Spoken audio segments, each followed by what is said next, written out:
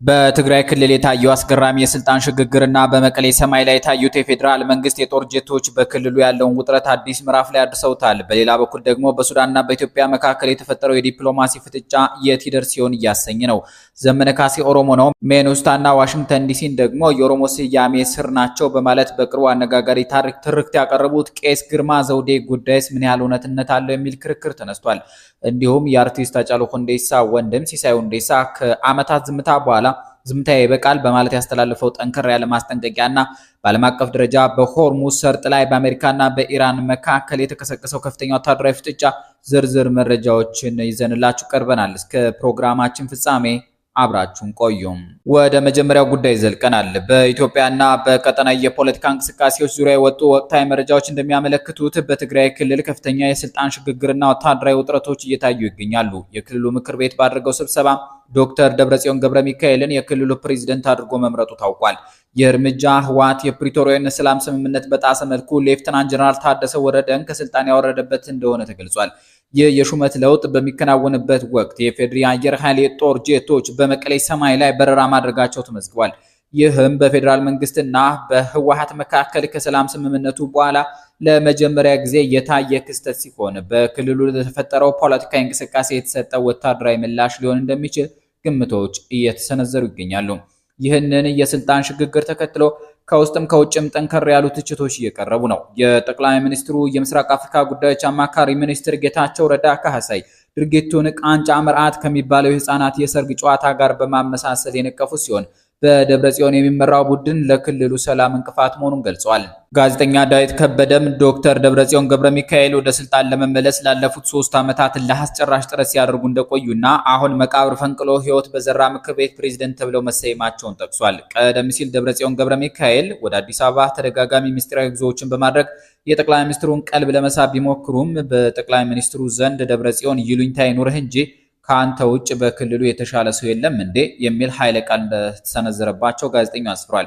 በሌላ በኩል የአባተ የአባ ስበር ልጅ የተሰኘ ማህበራዊ ትስስር ገጽ የሚጠቀሙ ሰው እንዲሁም ሌሎች ታዛቢዎች የደብረጽዮንን ወደ መንበሩ መመለስ የድርጅቱን ኋላ ቀርነትና ዝቅጠት እንደሚያሳይ ገልጸዋል። ዶክተር ደብረጽዮን ገብረ ሚካኤል የተሸናፊ አመራር ምልክት መሆናቸውን እና ድርጅቱ አዲስ ሰውን ከፊት ማስቀመጥ አለመቻሉ ህልውናው ማክተሙን ያሳያል ብለዋል። በተጨማሪም ይህ ለውጥ ዳግም የጦርነት ቅስቀሳዎችን እና ህዝባዊ እንግልቶችን ሊያስከትል ይችላል የሚል ስጋት ተፈጥሯል። ዶክተር ደብረጽዮን ገብረ ሚካኤል ጽምዶ የሚባለውን ድንበር ተሻጋሪ እንቅስቃሴ በማስጀመር የጀነራል ታደሰ ወረደን አስተዳደር ለፈተና ሲዳርጉ መቆየታቸውን እና ይህም ለፌዴራል መንግስቱ የአገልግሎት ዕቀባ እንዲያደርግ ሰበብ መሆኑ ተጠቁሟል። በቀጠናዊ ዲፕሎማሲ ረገድ በኢትዮጵያና በሱዳን መካከል ያለው ግንኙነት ወደ አዲሱ ውጥረት ገብቷል። ይህም ከዚሁ የነ ደብረጽዮን ቡድን ሰሞነኛ እንቅስቃሴ ጋር ይገናኛል እየተባለ ነው። በካርቱም ዓለም አቀፍ አየር ማረፊያ ላይ ለተፈጸመው የድሮን ጥቃት ሱዳን ኢትዮጵያን በቀጥታ መክሰሷን ተከትሎ በአዲስ አበባ የነበሩት የሱዳን አምባሳደር ለአስቸኳይ ምክክር ወደ ካርቱም ተጠርቷል። ይህ እርምጃ በሁለቱ ሀገራት መካከል ግንኙነትን ወደ ማቋረጥ ሊያመራ የሚችል የመጨረሻው ጠንካራ ዲፕሎማሲያዊ ተቃውሞ እንደሆነ ተገልጿል። የግብጽ መንግስትም ጥቃቱን በጽኑ በማውገዝ ድርጊቱ ከአጎራባች ሀገር ግዛት የተሰነዘረ መሆኑን የሚጠቁሙ ሪፖርቶችን በመጥቀስ ስጋቱን ገልጿል። ኢትዮጵያን ማለቱ ነው። ግብጽ በማንኛውም የሱዳን የውስጥ ጉዳይ ጣልቃ ገብነትን እንደምትቃወም በመግለጽ ሁኔታው የግጭቱን አድማስ ወደ ጎረቤት አካባቢዎች ሊያሰፋ እንደሚችል አስጠንቅቃለች። ኢትዮጵያም እንዲላለው ነገር ኮስተር ያለ መልእክት አውጥታለች።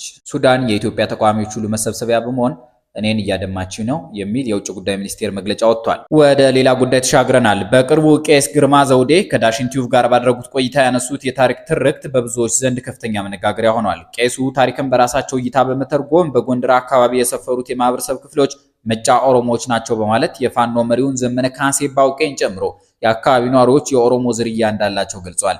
ይህ በእንዲህ እንዳለ ፈረንሳይ ተጓዥ አርኖ ሚሼል ዳባዲ በጽሁፎቹ ላይ የዘመነ ካሴ ትውልድ መንደር በሆነችው ሜጫ አካባቢ ጥንት ኦሮምኛ ይነገር እንደነበርና ሜጫ የሚለው ቃልም የኦሮሞ ቃል መሆኑን ጠቅሷል። ቄስ ግርማ ግን ይህንኑ ታሪካዊ መነሻ በማስፋት በአሜሪካ የሚገኙትን ሚኔሶታንና ዋሽንግተን ዲሲን እንዲሁም ጎረቤት ሀገር የሆነችውን ኬንያን ሳይቀር በኦሮሞ ታሪክና ስያሜ እንዲጠቃለሉ ያንንም ለማድረግ መሞከራቸው ብዙዎችን አስገርሟል።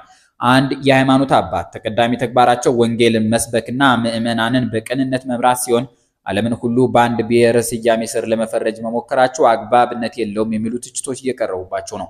በተለይም በቤተክርስቲያን ውስጥ የሚፈጸሙ አሳፋሪ ድርጊቶችን እንደ ሐኪም የሰዎችን ምስጢር መጠበቅ አለብን በሚል ምክንያት ሲሸፋፍኑ ቆይተው ወደ ብሔር አጀንዳ ሲመጣ ግን ድንበር ተሻግረው ሁሉንም የኔ ነው ለማለት መነሳታቸው በታሪክ ምሁራንና ምዕመናን ዘንድ ትዝብት ውስጥ ጥሏቸዋል።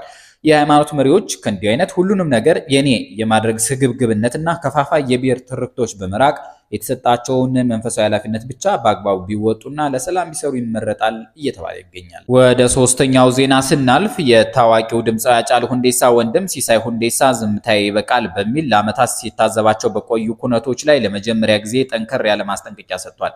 ሲሳይ ይህን መልእክት ያስተላለፈው ዝምታን እንደ ስምምነት ለሚቆጥሩ አካላት ምላሽ መስጠት ግዴታ ሆኖ ስላገኘው መሆኑን ገልጿል። ሲሳይ ባወጣው መግለጫ ከአርቲስቱ ህልፈት በኋላ ወዳጅ መሳይ ገዳዮችና የቅርብ ነን የሚሉ ግለሰቦች ሲፈጽሟቸው የነበሩ ድርጊቶችን ፍጹም ነውር ሲል ኮንኗቸዋል። እስካሁን በትዕግስት የቆየው ከነዚህ ድርጊቶች ጀርባ ያለውን ድብቅ ፍላጎት በሚገባ ስለሚረዳ እንደነበር የጠቀሰው ሲሳይ ከእንግዲህ ግን የሃጫሉን ክብርና ማንነት በሚመጥን መልኩ ግልጽና የማያሻማ ምላሽ መስጠት አስፈላጊ መሆኑን አስምሮበታል። በተለይም ከሃጫሉ ሁንዴሳ መታሰቢያ ሐውልት ጋር ተያይዞ የሚታዩ እንቅስቃሴዎችን ድራማ ሲል የጠራው ሲሳይ ሐውልቱ ተገነባ ከተባለ ቆይቶ ዛሬ እንደ አዲስ ይፋ መደረጉ የዚሁ ድራማ አካል መሆኑን ጠቁሟል። እንዲህ እንደ ዛሬው የድል ማግስት ጀግኖች ከመብዛታቸው በፊት የወንድነት ጥጉን የማይደርሱበት ስፍራ ርቀህ መስቀልህ በጀን ሲልም የነበሩ ሁኔታዎችን በምሬት አስታውሷል።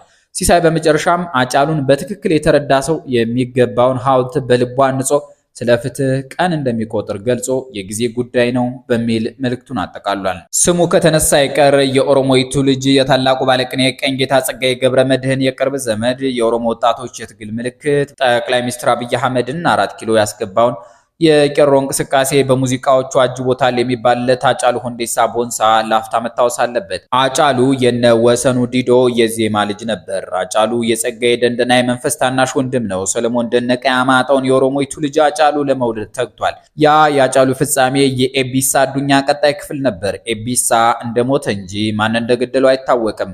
በሚነገረን በሚሆነውና በምናምነው መካከል ትልቅ ልዩነት አለ። ይህን ድብልቅልቅ ኢትዮጵያ ውስጥ ፖለቲካ እንለዋለን። በ2008 የምህረት ዓመት ላይ ፕሮፌሰር መረራ ጉዲና በኦሮሞ ስተዲስ አሶሲዬሽን ዓመታዊ ኮንፈረንስ ላይ ባቀረቡት ንግግራቸው እንዲህ ብለው ነበር። እውነቱን ለመናገር ያህል ከኦሮሞ ምሁራን በላይ አርቲስቶቹ ለኦሮሞ ሕዝብ ትግል ትልቁን አስተዋጽኦ አበርክተዋል። በቅርቡ አንድ የአምቦ ልጅ አርቲስት አግኝቼ እንዴት ነው አሁንም እነዚያን ዘፈኖች አልተውክም አልኩት። ደግሞ ለመዝፈንም ጫካ መግባት አለብን ወይ አለኝ። እንዲህ አይነት በራስ መተማመንና ድፍረት በምሁራን ወዳጆቼ ዘንድ አይቻላውቅም። እኔም ሁልጊዜ አንዲት ነገር እላቸዋለሁ፣ ኦፌጊ ተጠንቀቁ። የፕሮፌሰሩ ንግግር ውስጥ የአርቲስቱ ማንነት አልተጠቀሰም። ሃጫሉ ሊሆን ይችላል ብለን ብንገምትም ላነሳሳት እንችላለን። ምክንያቱም ሃጫሉ ደፋር ነበር። ሃጫሉ ተጠንቀቅ የሚባል አይነት ነበር። ሃጫሉ ከብዙ የኦሮሞ ምሁራን በላይ ለትግሉ አስተዋጽኦ አበርክቷል ቢባል ሐሰት አይሆንም። ስለ ኢትዮጵያም ሆነ ስለ ኦሮሞ ፖለቲካ በልምድና በፊደል ጠገብ እውቀታቸው የማይታሙት ፕሮፌሰር በረጅም ንግግራቸው ውስጥ እንደዋዛ ጣል ያደረጓት ይህች ንግግር ብዙ ትርጉም ያላት ሆና ተገኝታለች። በመጨረሻም የፈሩት ሆኗል። ወደ ውጭ ጉዳይ ተሻግረናል።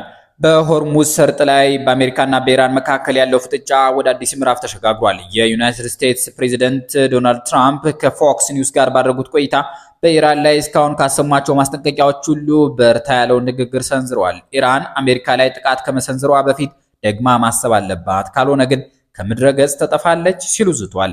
ፕሬዚደንት ትራምፕ በይፋ እንዳስታወቁት አሜሪካ ፕሮጀክት ፍሪደም የተሰኘ አዲስ ወታደራዊ ዘመቻ ከሰኞ ጀምሮ ወደ ስራ አስገብታለች። የዚህ ዘመቻ ዋነኛ ዓላማዎች በሆርሙዝ ሰርጥ በኩል የሚያልፉና በጦርነቱ ምክንያት መጓዝ ያቃታቸውን የዓለም የንግድ መርከቦች በሰላም እንዲያልፉ ማድረግ፣ ከዓለም ዙሪያ የቀረበላቸውን የደህንነት ጥበቃ ጥያቄ መመለስና ለዓለም የነዳጅና የንግድ ፍሰት ወሳኝ የሆነውን የሆርሙዝ ሰርጥ በኢራን ተጽዕኖ እንዳይዘጋ መከላከል ነው። ውጥረቱ ከቃላት ባለፈ ወደ ተግባራዊ ግጭት መሸጋገሩን የሚያሳዩ መረጃዎች እየወጡ ነው።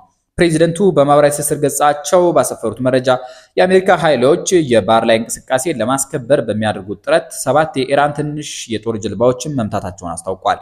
ከዚህ በተጨማሪም ከኢራን አቅጣጫ የተተኮሱ ድሮኖችና ሚሳይሎች በአሜሪካ መከላከያ መመታታቸው ተገልጿል። በሌላ በኩል ቴህራን የአሜሪካን ፕሮጀክት ፍሪደም እንደ ትንኮሳ ነው የተመለከተችው።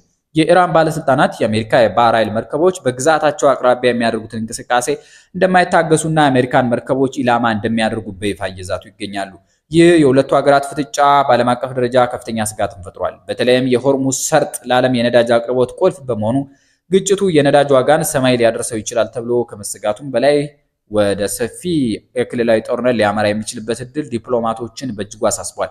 ፕሬዚደንት ትራምፕ ኢራን ከምድረ ገጽ ትጠፋለች ሲሉ የሰነዘሩ ጠንካራ ቃል አሜሪካ በቀጠናው ያላትን ወታደራዊ አቋም ለማሳየትና ኢራንን ለማስፈራራት የታለመ ይመስላል። ሆኖም ፕሮጀክት ፍሪደም ሰላምን ያመጣል ወይስ ቀጠናውን ወደማይመለስ ጦርነት ይከታል የሚለው ጥያቄ የብዙዎችን ትኩረት ስቧል። ክቡራትና ክቡራን ታዳሚዎቻችን ለዛሬ ያዘጋጀንላችሁ መረጃዎች እነዚህን ይመስሉ ነበር። በትግራይ ክልል የተጀመረው አዲሱ የስልጣን ሹክሹክታ በጎረቤት ሀገራት መካከል ያለ ዲፕሎማሲ ውጥረትና በታዋቂ ግለሰቦች ዙሪያ የሚነሱ አነጋጋሪ ጉዳዮች በቀጣይ ቀናት ወዴት እንደሚያመሩ በቅርብ የምንከታተለው ይሆናል። በተለይም በሆርሙዝ ሰርጥ የተጀመረው ፕሮጀክት ፍሪደም ለዓለም ንግድና ሰላም ምን ይዞ ይመጣል የሚለው ጉዳይ የሁላችንም ትኩረት ነው። መረጃዎቻችንን ከወደዳችሁ ላይክ በማድረግና ለሌሎች እንዲደርሱ በማጋራት አብሮነታችሁን አሳዩን። በሌላ ዝግጅት እስክንገናኝ ቸር ቆዩን።